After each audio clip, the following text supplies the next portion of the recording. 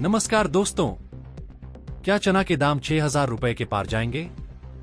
सरकार ने चना पर 10% आयात शुल्क फिर से लागू कर दिया है, जिससे देश भर की मंडियों में चना के भावों में हल्की से मध्यम तेजी देखी जा रही है।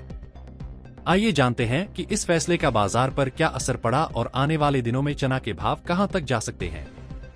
पूरी जानकारी के लिए वीडियो को अंत तक देखें। केंद्र सरकार के द्वारा चना पर 10% आयात शुल्क फिर से लागू करने के फैसले के बाद देश भर की प्रमुख मंडियों में चना के भावों में हल्की से मध्यम तेजी देखी जा रही है। यह निर्णय 1 अप्रैल 2025 से प्रभावी होगा और इसका उद्देश्य घरेलू उत्पादकों को समर्थन देना और आयात पर निर्भरता कम करना है। इस फैसले के बाद चना के भाव में गिरावट पर ब्रेक लग गया है और अब हल्की तेजी की संभावना बनी हुई है।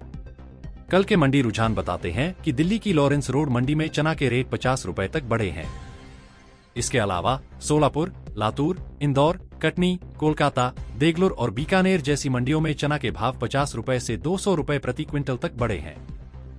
सोलापुर मंडी में अन्नागिरी चना 5,800 रुपए से 6,000 रुपए, लातूर में विजया चना 6,000 रुपए से 6,100 रुपए, कटनी में कांटा चना 6,000 रुपए, कोलकाता में ऑस्ट्रेलिया चना 5,800 रुपए, बीकानेर में 5,500 रुपए और इंदौर में कांटा चना 5,950 रुपए तक बोला गया।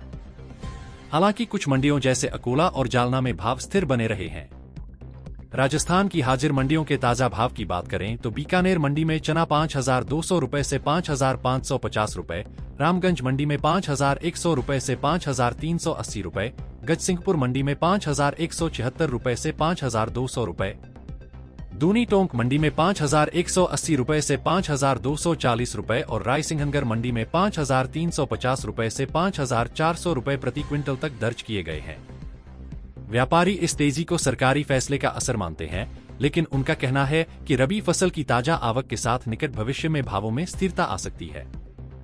यदि सरकारी खरीद में तेजी आई और स्टॉक सीमित रहा तो लंबे समय में चना के भाव 6,000 रुपए के पार भी जा सकते हैं। अंतर्राष्ट्रीय बाजार का भी चना के भावों पर असर पड़ा है। ऑस्ट्रेलिया में इस बार चना की बिजाई क्षेत्र में वृद्धि की उम्मीद जताई जा रही है। इसके अलावा गेहूं के भाव घटने से वहां के किसान चना की खेती में ज्यादा दिलचस्पी दिखा रहे हैं। सरकारी एजेंसी अबैस के मुताबिक 2024 से 25 में ऑस्ट्रेलिया में चना उत्पादन 22.70 लाख टन तक पहुंच सकता है, जो एक रिकॉर्ड है। वहीं अक्टूबर 2024 से जनवरी 2025 तक ऑस्ट्रेलिया से 16 लाख टन चना का निर्यात हुआ, जिसमें से अधिकांश हिस्सा भारत को गया। अब भारत द्वारा आयात शुल्क लगाने के कारण फरवरी और मार्च में भारत से डिमांड घट गई है। 1 मार्च तक ऑस्ट्रेलिया में 5.70 लाख टन स्टॉक बचा था, जिसमें से 50,000 टन अगली बुवाई के लिए सुरक्षित रखा गया है और बाकी 5.20 लाख टन पाकिस्तान, बांग्लादेश आदि देशों को निर्यात किया जाएगा।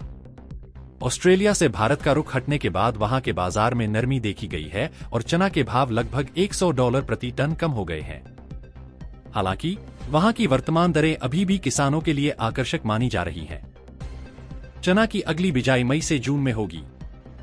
अंत में चना बाजार में आज की तेजी मुख्यतः आयात नीति में बदलाव के कारण आई है, लेकिन भविष्य में नई आवक और सरकारी खरीदी की गति पर निर्भर करेगा कि भाव स्थिर रहते हैं या तेजी का रुख बनता है। अंतर्राष्ट्रीय व्यापार भी इस बाजार की दिशा तय करने में महत्वपूर्ण भूमिका निभाएगा। इस समय दिल्ली मंडी में नया चना MP लाइन 55755600 और राजस्थान जयपुर लाइन 56755700 स्थिर चल रहा है। इस समय मंडी में आवक 0506 मोटर तक दर्ज की जा रही है। सरकार के इस फैसले से चना के भावों में तेजी आई है, लेकिन नई आवक और सरकारी खरीदी पर भाव निर्भर करेंगे। क्या चना 6,000 रुपए के पार जाएगा या फिर से स्थिर होगा? अपनी राय हमें कमेंट में बताएं। लेटेस्ट अपडेट्स के लिए चैनल को लाइक, शेयर और सब्सक्राइब जरूर करें।